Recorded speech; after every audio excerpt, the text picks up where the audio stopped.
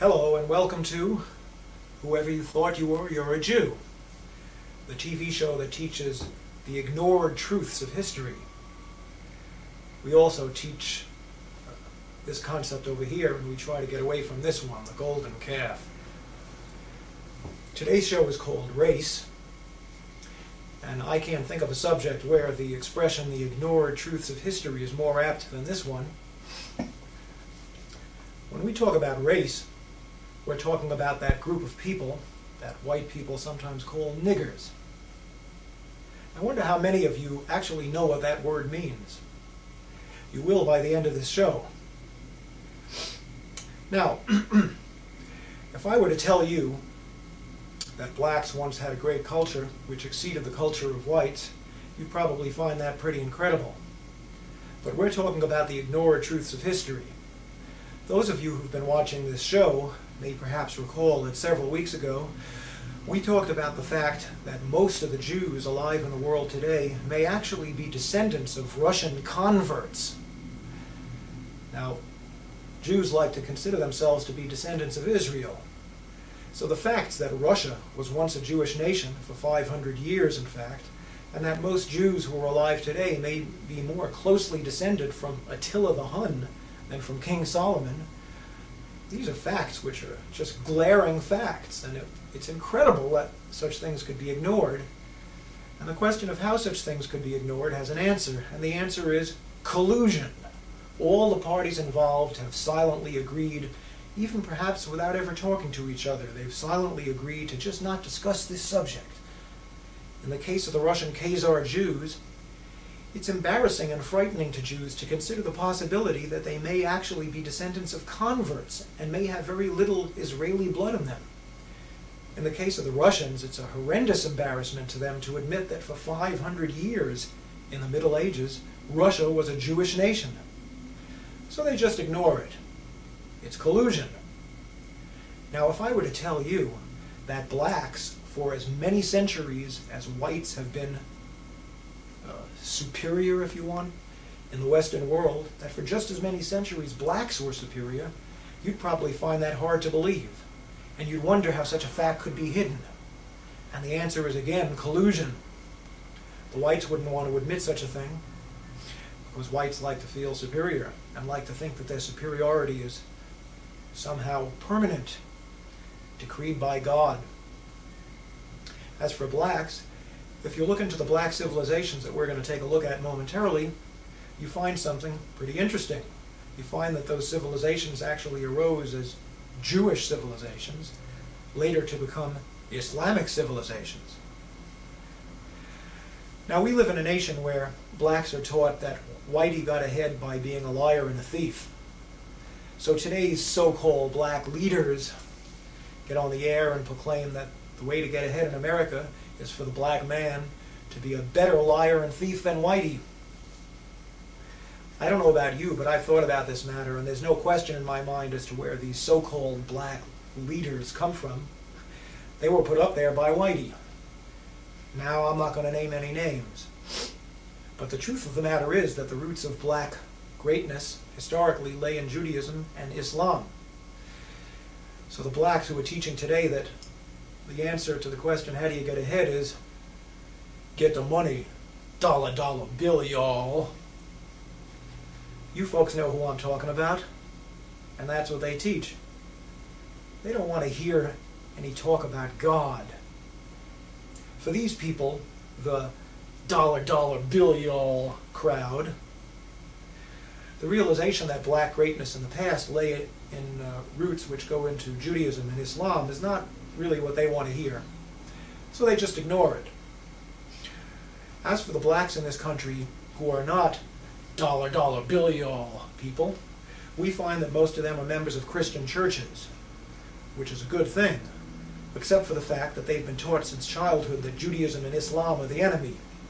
And they've been taught that lesson so well that when they start to hear that the roots of black greatness historically lay in Islam, that's as far as they're going to go with that. They'll take slavery, thank you. So there you have it, collusion.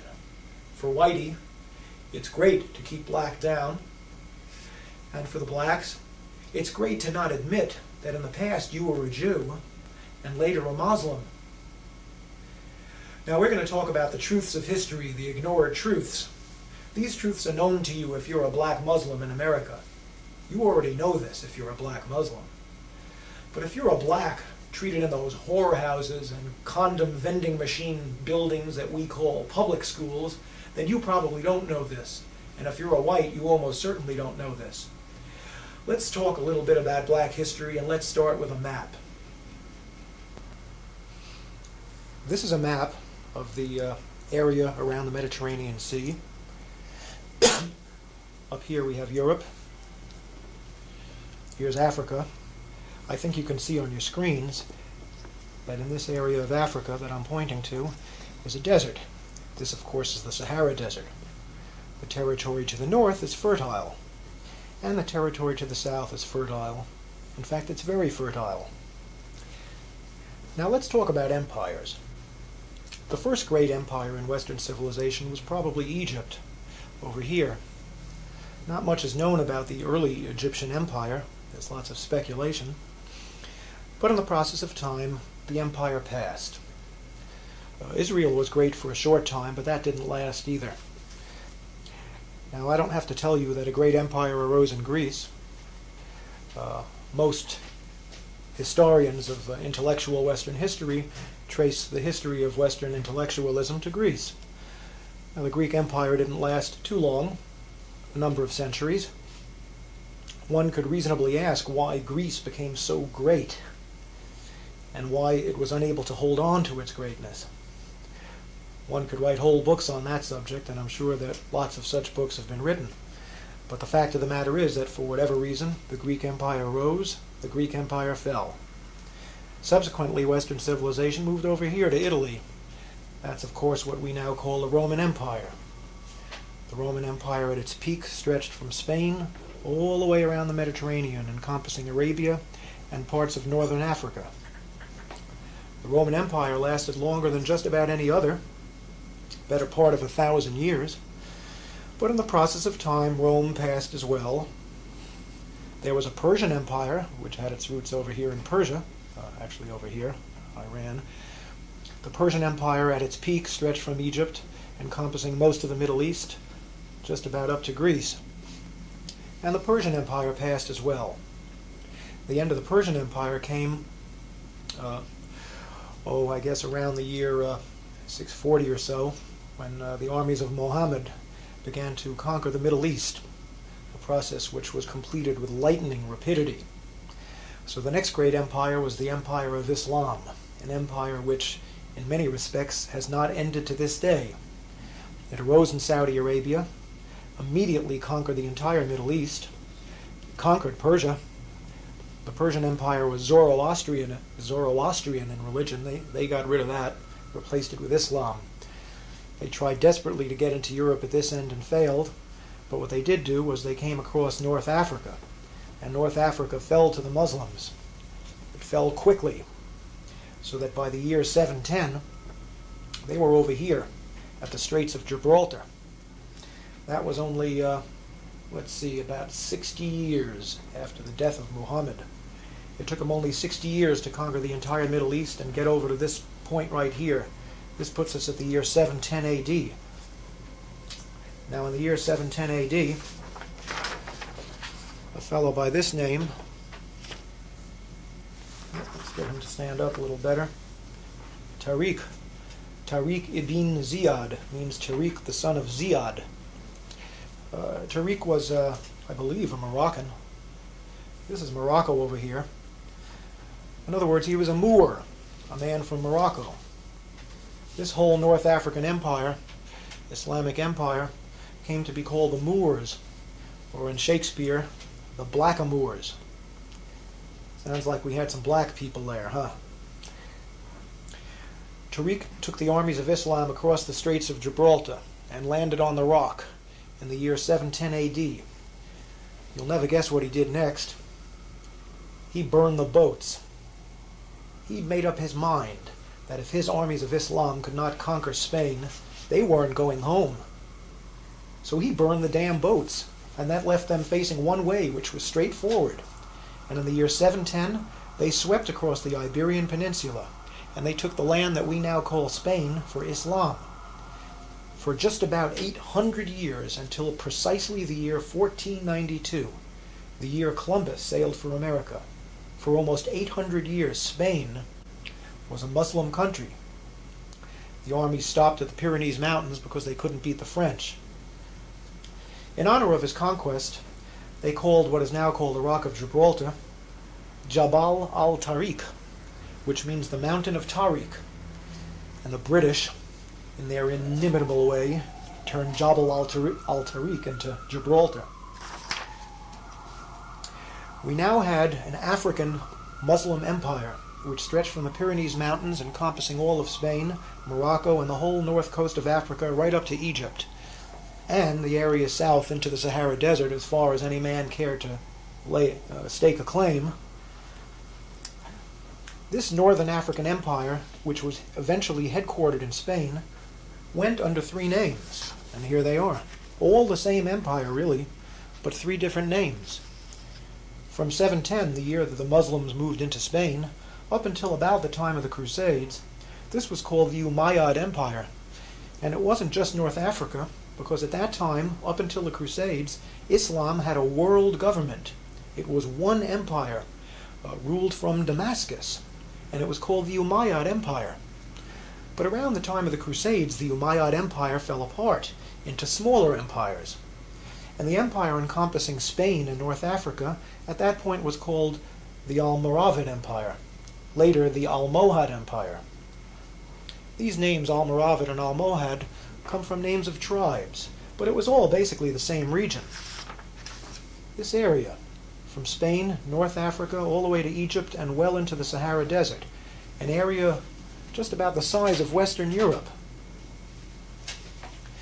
Now, around the time of the Crusades, Islam made its way across the Sahara Desert into this fertile sub-Saharan region, and a second Islamic empire arose down here.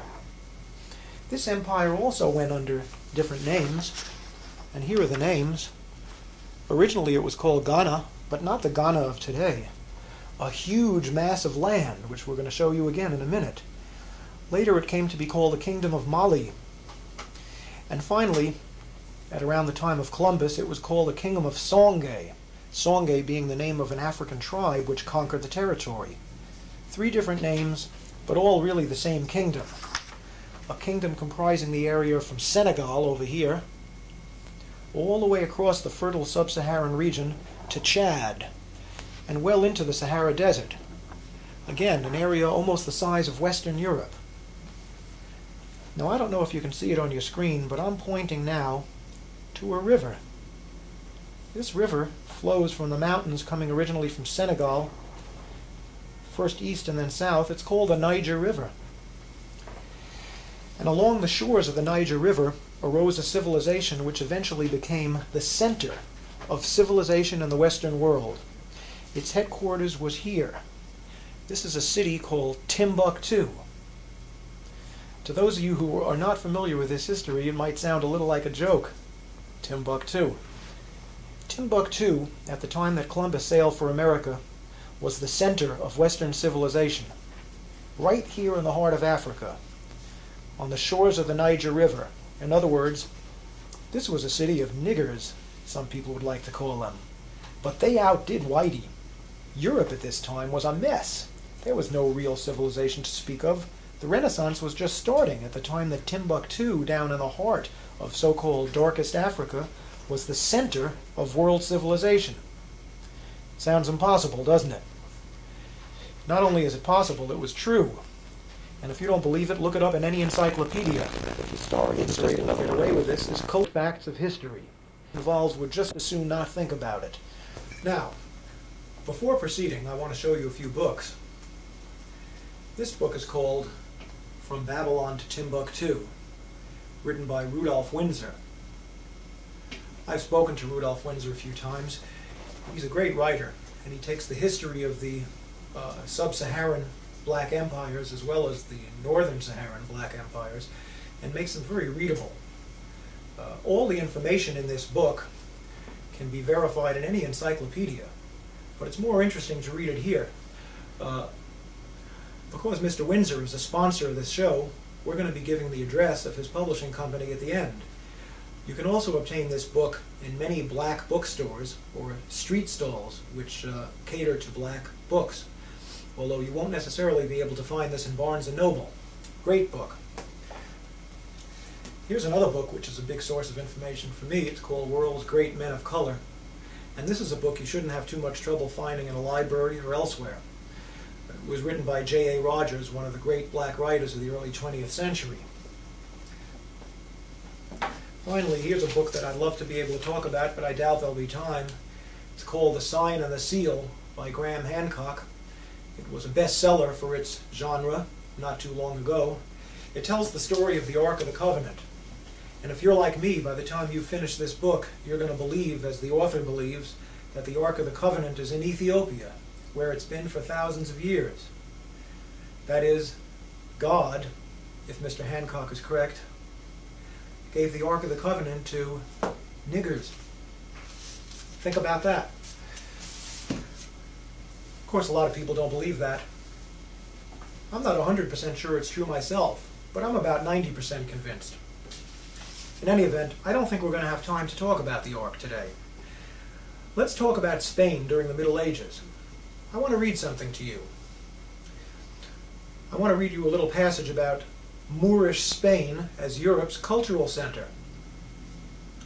Although the white Christians of Spain deeply desired during this entire period to expel the blackamoors from their country, it is nevertheless an undisputed historical fact that medieval Spain was the cultural, educational, and scientific center of Europe. The Moorish kings lived in castles of highly polished marble, with elaborately carved walls and beautiful mosaic floors, while European kings lived in cold, damp castles of unfinished stone, crude by comparison. The streets of Spain's capital city, Cordova, were well paved and completely illuminated by public lights, at a time when the streets of London were dark and covered with mud. The Moors possessed all the knowledge of ancient Greece, which was lost to Europe until the Renaissance. They made important contributions to philosophy, medicine, mathematics, chemistry, astronomy, and botany. Doesn't sound like such a dark age after all, does it? There were academies for the rich, free schools for the poor, and libraries containing books from all over the world. The Jews of medieval Spain got along famously with the Muslims, and for them the sojourn in that nation is remembered as being the second most glorious period in their history, exceeded only by the glory of the reigns of David and Solomon in ancient Israel. Medieval Spain was the time and place of Maimonides and many of the other great Old Testament scholars, whose works constitute the foundations of modern Jewish thought.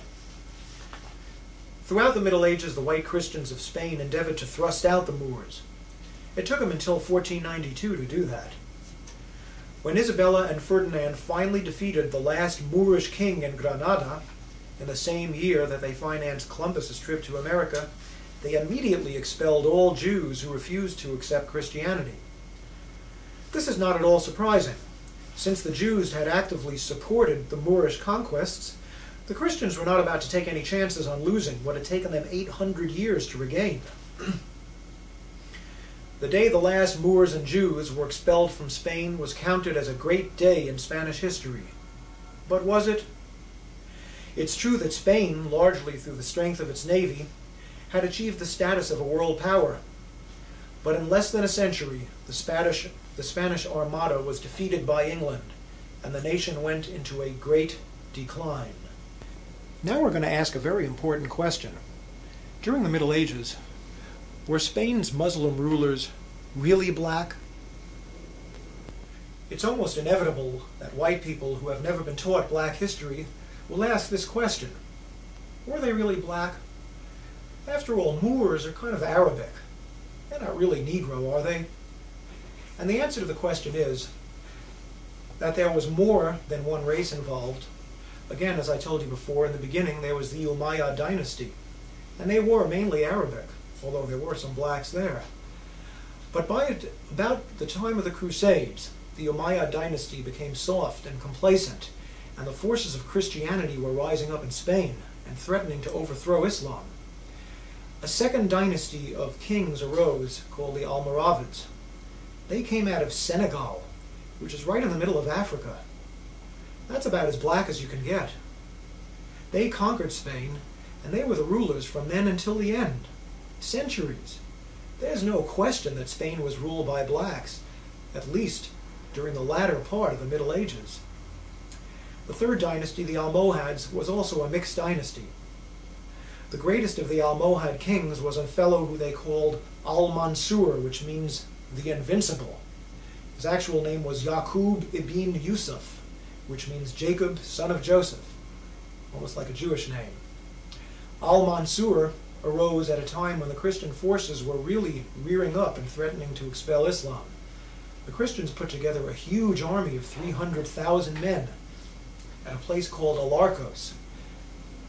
Al-Mansur called together all the forces of Islam from all across North Africa, all the way to Egypt, and put together an army which beat the Christians at Al-Alarcos in one of the greatest battles in history. Now, Al-Mansur was the son of a man who was described as being of mixed race, but his mother was a full-blooded Negro slave from Senegal or Timbuktu. That makes Al-Mansur at least 75% Negro. And that's about as colored as any black man walking the streets of America today. So the answer to the question is yes, Spain was ruled by blacks during the period when it was indisputably the cultural, scientific, and educational center of Europe, believe it or not. Now the slightly out of focus map on the left-hand side of your screen shows the approximate boundaries of the medieval Great Black Sub-Saharan Kingdom, known variously as Ghana, and then Mali, and later Songhai, all the same kingdom, a rather large kingdom. The yellow color shows the modern nation of Mali, which is of course much smaller, and right in the midst of it is a large black arrow showing the location of Timbuktu, the greatest city of that nation. I'd like to read you something about Timbuktu. This kingdom was originally called the Kingdom of Ghana. From about 300 AD up to the time of the Crusades, Ghana was a Jewish nation. This has been documented by the writings of one Eldad the Danite, whose works constitute the main historical source of information for this time or place. So this was a Jewish kingdom. Did you know that there were Jewish kingdoms in Africa? After North Africa was converted to Islam, an immensely lucrative trade developed between Ghana and the Islamic states to the north. In other words, the empire that was centered in Spain, which we talked about. At first the Ghanans traded gold, then iron, which was used to make weapons. Eventually they traded grain, which proved to be the most lucrative of all. Shortly after the year 1000 AD, the kings of Ghana converted to Islam. Subsequently, the city of Timbuktu became the center of trade for the entire world, not just Africa. At that time in history, movement of goods across Europe from land was out of the question, because Europe was a collection of warring barbarian states. So all goods from the east, and that means all goods period, because there weren't nothing being made in the west at that time, all goods from the east were brought to Egypt, where they were loaded onto caravans. The caravan routes all converged at Timbuktu, which, by the 15th century, had become one of the wealthiest cities in the world. From Timbuktu, the goods were transported 1,000 miles to the Atlantic coast, from where they were loaded onto ships bound for Europe. In the 14th century, the University of Sankore was founded at Timbuktu, and this city began to become one of the world's leading centers of academic learning. Ghana, which by then was known as Songhai, came to be known as the Mecca of the Sudan. By the year 1500, this empire in the heart of so-called darkest Africa had become the center of the Islamic world, at a time when the Renaissance in Europe had barely begun. The students of Timbuktu were sent out to the great Muslim universities of Spain, North Africa, and Asia, and the learned men of all races and nationalities were paid handsomely to come into Timbuktu to teach. The commodity which came to be the most profitable object of trade in Timbuktu was not gold or silver or grain, but books. It has been written that there were more books in the library of the University of Sankore than in all the libraries of Europe combined. It is also said that the entire body of male free citizens was literate. Leadership and authority were in hands of the learned scholars of the city. There was a legendary 14th century Muslim traveler named Ibn Battuta. He's kind of like the Marco Polo of the Arab world. And this is what Ibn Battuta had to say about Timbuktu, and I quote, "The inhabitants had a greater abhorrence of injustice than any other people. Neither the man who travels nor he who stays at home has anything to fear from robbers or men of violence." The driving force behind these developments was God and nothing else. Timbuktu arose as a Jewish empire and blossomed under the banners of Islam. There's no question about what the source of greatness was, not black skin color, but God. So maybe you're starting to understand what I mean when I say, whoever you thought you were, you're a Jew. We're out of time now. Please tune in next week when we're going to talk about the relationship between God and enlightenment. Are there two different ultimate realities, or are these two the same? Or maybe they're both wrong. If you want to know the answer to the question, tune in next week and find out. Thank you, and goodbye.